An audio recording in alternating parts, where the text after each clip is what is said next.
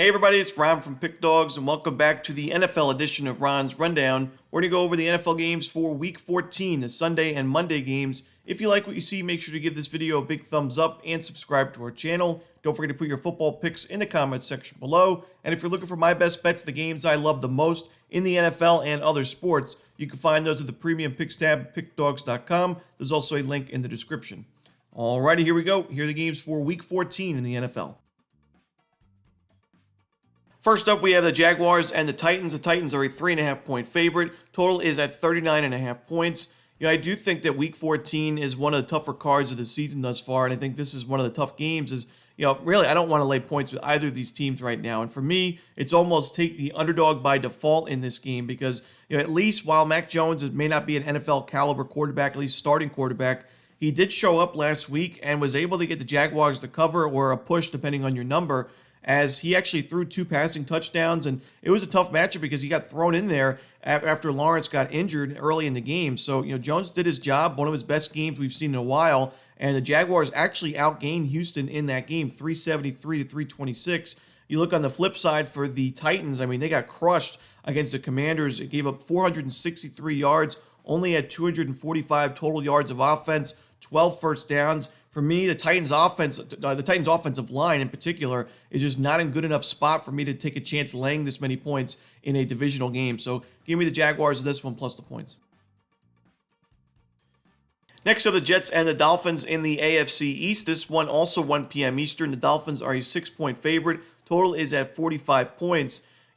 Right now, I think it's fair to question whether the Jets are really trying at this point. Last week, the Jets had a 99-yard kickoff return for a touchdown and recovered 2 fumbles on Seahawks, returns on the kickoff, and had the ball in great field position on both of those recoveries, and still managed to lose that game outright, 26-21.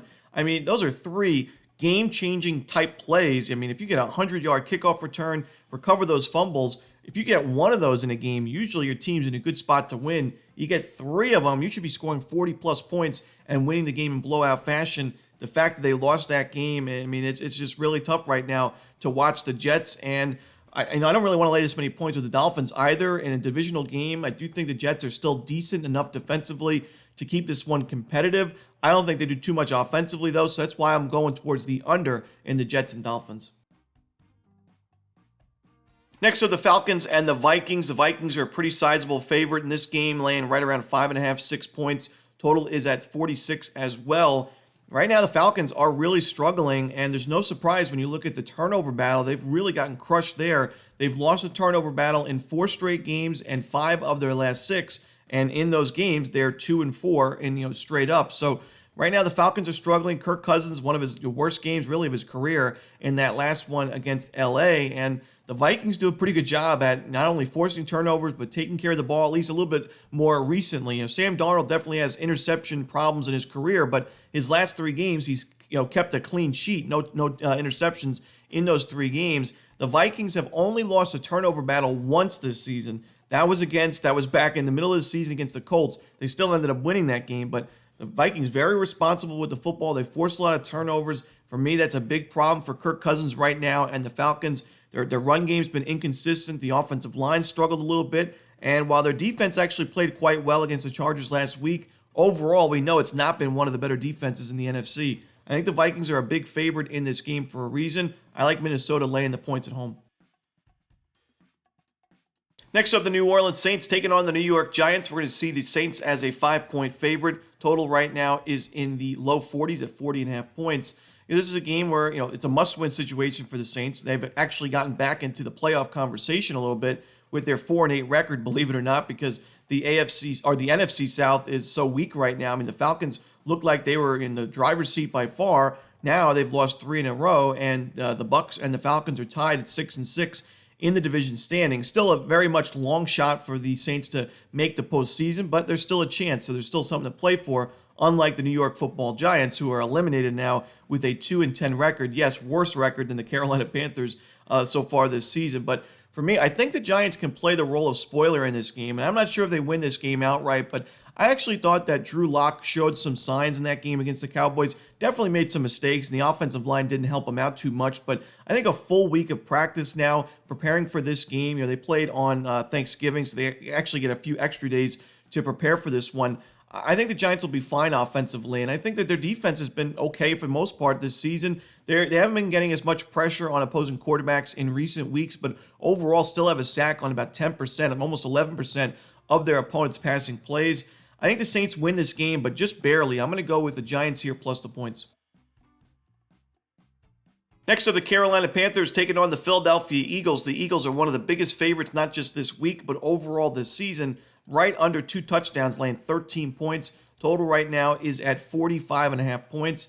I don't love laying almost 2 touchdowns in the NFL, but I think I have no choice with how well the Eagles have played as of late. I mean, maybe you could say not a ton of value with Philadelphia. I can't really argue there as the number is so steep, but I mean, the Eagles are just on a roll right now on both sides of the ball. Last week, their offense wasn't the sharpest, but they got the job done against the Ravens, which, a lot of people are considering Baltimore a heavy Super Bowl contender this year. A big win on the road in that one. They've been able to run the football. I mean, Saquon Barkley's having an amazing season. Their defense has been excellent. I just don't know how Carolina can keep up for 4 quarters. I think the Panthers have definitely shown some improving, positive signs in the last couple of weeks, but those were home games and neutral site games in Germany. Now you're on the road where Carolina has really struggled this year, only scoring 16 points per game and giving up 32 points per game. Give me the Eagles in this one. I'm going to lay the points.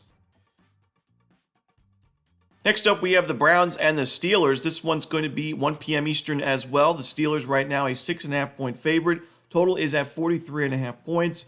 For me in the NFL, when I see both teams in a matchup coming off really high-scoring games, I automatically look towards the under. Usually we can get a really good price, and that's what I'm looking at in this one. I think both of these defenses are a lot better than what we saw last week. I also think the Browns' offense got a little bit fortunate in a few spots last game in Denver. They were able to keep up, give them credit for putting up over 550 yards, and Jerry Jeudy definitely had a revenge game against his former team, but I think Cleveland struggles offensively in this one. Pittsburgh really didn't do too much in that first meeting on offense as well. Now that was in the snow. That was one of the toughest weather games of the season thus far, but I still think both defenses step up in this one. Give me the under.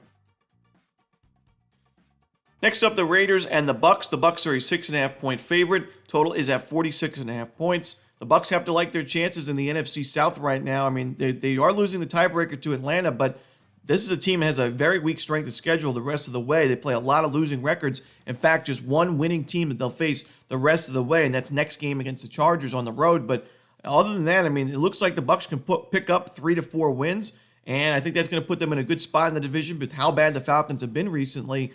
For me in this game, while I expect the Bucks to win it, I don't really like their chances to cover, as this is a big spread. The Raiders have been solid defensively this season. They were great against the Chiefs last week, giving up just 19 points on the road. Not an easy thing to do. They've given up just more than 400 yards once this season. That was at the beginning of the year. They've been one of the best run defenses in the league. And when you look on the other side, the Bucks defense just gave up almost 400 yards to the Carolina Panthers in a game that they needed overtime to win. And they also needed a kick in the final moments of regulation to tie it. So this is a clear letdown spot for Tampa Bay. I'm going to go with the Raiders plus the points in this one. Next up, we have the Seahawks and the Cardinals. The Cardinals are a 2.5-point favorite. Total is at 44.5 points.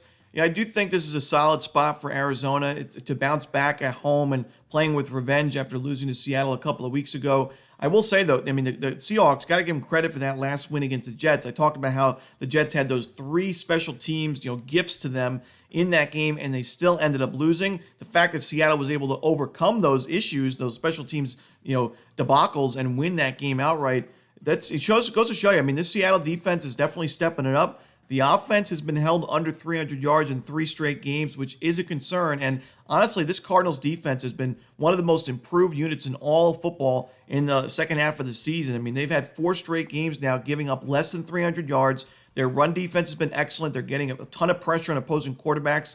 I look for Arizona to win this game. I think it's going to be a great game, as the first one was. Even though the final score was 16-6, it was a good defensive battle. I like this one to be, I'd say rather low scoring again, but I like the Cardinals to win it in the end and cover the number. Next up, the Buffalo Bills and the Los Angeles Rams. The Bills are a 4-point favorite on the road. You actually can get 3.5 points in certain spots, so shop those numbers if you're on Buffalo. Total is at 49.5 points. I am on Buffalo. Not my favorite game, though. I mean, this is not similar to the Eagles. You know, I don't love taking teams that are on big-time win streaks and big-time cover streaks because usually you're just not getting the best of the number with those teams. But I actually think this is a decent price with Buffalo, less than a touchdown. I think the Bills will be able to score at will in this game against the Rams defense that has struggled this season. It's not in the best form. They gave up almost 500 yards to the Eagles a couple of weeks ago. I don't know if Buffalo gets to that much, but I think they'll be able to, like I say, move the ball at will, especially on the ground. I mean, the Eagles had 7 yards per carry against the Rams a couple of weeks ago. James Cook has been one of the best running backs in the league this year. We know Josh Allen is lethal on the ground as well, over 330 rushing yards for him. I got to go with the Bills in this one. I just don't think the Rams have the answers. Next up, the Bears and the Niners. This is the 4:25 Eastern game on Fox. The Niners are a 4-point favorite. Total is at 43.5 points. I think this is a good bounce back spot and get right spot for the Niners. This has been really tough to watch in recent weeks with the injuries. Now, of course, Christian McCaffrey now injured again, and Brock Purdy's been in and out of the lineup. He did not play well in Buffalo last week, just 90-something passing yards, less than 100 passing yards in that one. It's been tough sledding, and they've lost 3 straight games. They've lost 4 of their last 6, and they're now, with a losing record. Who would have thought the Niners would have a losing record by week 14 of the season? But this is still a San Francisco team, definitely still in the mix in the NFC. The Bears, they were competitive in the second half against the Lions on Thanksgiving last week, but this is still a team that had like 2 first downs in the first half, basically. Their offense didn't do much of anything. They got going in the second half, but too inconsistent for me offensively, and the defense is now also starting to struggle, giving up 400-plus yards in back-to-back weeks. I got to go with the Niners in this one. I think they get a bounce-back blowout win at home. Next are the Chargers and the Chiefs on Sunday Night Football, NBC, 8:20 Eastern. Chiefs are a 4-point favorite, and the total is at 42.5 points. The Chiefs have been one of the best defensive teams in the league this year. Their offense has taken a step back. They're only scoring 24 points per game. Their yards per game have not been great. And I think injuries play a role in that. Guys like Rashee Rice and Isaiah Pacheco going down early hurt the Chiefs' offense, but this team's still 11-1 straight up. Now, recently they have struggled against the number. They've failed to cover in 5 straight games, even though they're 4-1 straight up in that stretch. They have not been great in the favorite role, but I look for this to be a bounce-back spot against the spread at least, and I look for Kansas City to win this game and cover the number. I'm just not in love with this Chargers offense right now. It's been so inconsistent. The offensive line is struggling. They're not able to run the football. We've seen some really strong games and strong performances from Justin Herbert this year, games where we say, he looks like a top 3 quarterback in the league. We've also seen, the inconsistencies. We've seen him struggle at times, and only having 187 yards and 10 first downs against the Falcons of all teams last week, that's a big concern for me. I think the Chiefs win this game and cover the number at Arrowhead. And the Monday Night Football game on ESPN, the Bengals and the Cowboys, is going to be 8:15 Eastern. Bengals are a 5-point favorite, and the total is at 49.5 points. I'm going to roll with a contrarian under in this game. I know the Bengals have played in a lot of high-scoring games recently and overall this season. The Cowboys have played in a couple of overs in the recent games, putting up 27 points against the Giants, 34 against the Commanders. But like I said, I think it's a contrarian under. The Cowboys still get a lot of pressure on opposing quarterbacks. Sacks are great for unders, and the Bengals' offensive line has struggled a bit in recent games. Their run game's kind of been abandoned in recent weeks as well. Only 15 carries last week, 16 a couple of weeks ago against the Ravens. And I actually think Cincinnati's defense steps it up. It's been a tough season for the Bengals, particularly in the secondary, but I don't think the Cowboys have the passing game to exploit that. I think the Bengals take care of business on the ground. Give me the under in Bengals-Cowboys to end the week. And that's it. Those are the football games for Week 14. Hope you enjoyed this video. If you did, don't forget to hit that like button and subscribe. Put those NFL picks in the comments section below. Again, if you're looking for my best bet, you can find those at Pick Dawgz Premium. As always, this is Romanelli. Good luck.